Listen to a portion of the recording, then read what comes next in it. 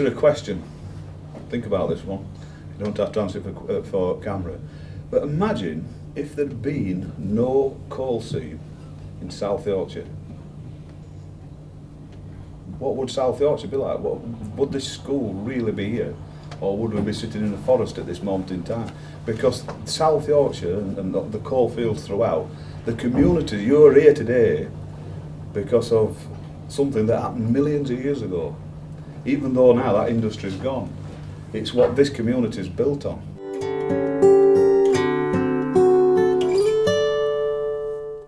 Initial coal seams within the area were formed many millions of years ago, and this is all vegetation, forests, etc. that had grown over the years, decomposed with natural ground movement, then moved further and further underground. On it, the pressures created underground then turned all this rotting vegetation into what we now call coal.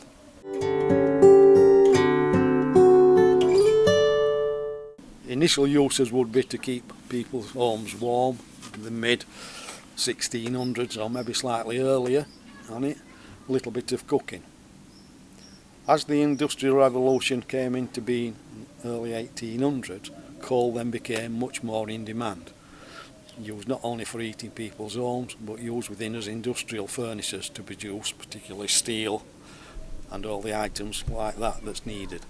Lots and lots of energy meant that wood became too inefficient and coal became the prime energy resource within the country and remained so for well over 150 years.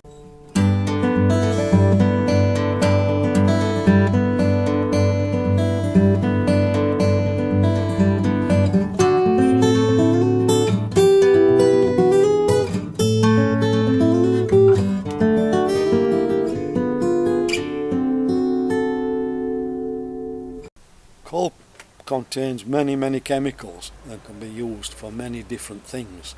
This came into being particularly again during the Second World War with a shortage of fuel. Petrol was produced from coal right through until the early 60s.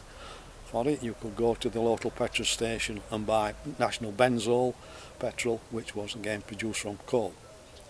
Many pharmaceuticals were also produced from coal, particularly aspirins and quite a number of other drugs. Most of us coal tar, mentioned as gas earlier on, again all coming from coal. Nylons, that one will keep your young ladies happy. During the 1950s, again found they could produce nylon from coal. So lots and lots of different uses that you can use this black product for.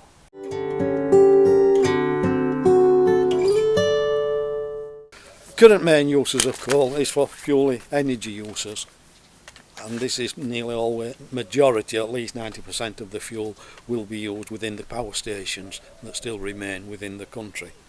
The coal itself is transported to the power stations, crushed into almost a dust and then blasted into the furnaces to produce the energy, to produce the steam which turns the turbines to give us the electricity that we use today.